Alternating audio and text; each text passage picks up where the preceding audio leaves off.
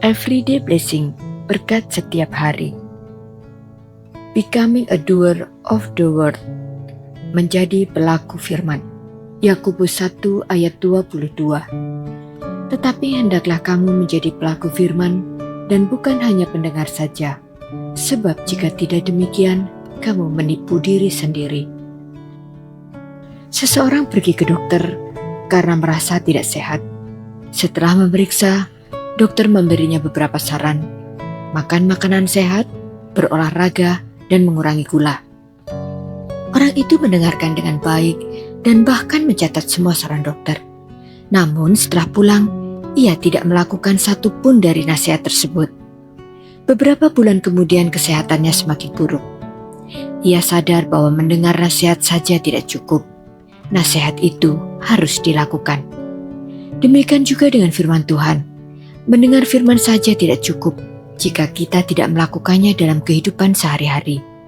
Surat Yakobus menegaskan bahwa iman yang sejati tidak hanya terlihat dari mendengar firman Tuhan, tetapi dari ketaatan untuk melakukannya. Banyak orang senang mendengar firman Tuhan melalui khotbah, renungan, atau membaca Alkitab. Tetapi firman itu tidak selalu diterapkan dalam kehidupan.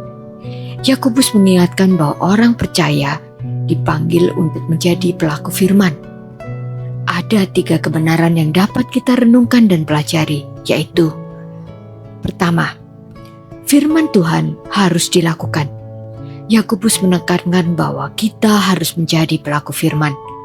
Artinya, firman Tuhan harus mempengaruhi cara hidup kita, berpikir, dan bertindak. Kedua, mendengar tanpa melakukan adalah menipu diri sendiri. Yakobus mengatakan bahwa orang yang hanya mendengar firman tetapi tidak melakukannya sebenarnya sedang menipu dirinya sendiri. Ia merasa sudah hidup benar hanya karena mendengar firman, padahal belum ada perubahan dalam hidupnya. Ketiga, ketaatan membawa perubahan hidup. Ketika firman Tuhan dilakukan, hidup kita akan berubah. Firman Tuhan akan membentuk karakter, keputusan, dan hubungan kita dengan orang lain. Firman Tuhan seperti peta perjalanan. Jika seseorang hanya melihat peta tetapi tidak mengikuti petunjuknya, ia tidak akan sampai ke tujuan. Tetapi jika ia mengikuti arah yang ada pada peta, ia akan sampai ke tempat yang benar. Demikian juga firman Tuhan. Firman itu harus diikuti, bukan hanya didengar.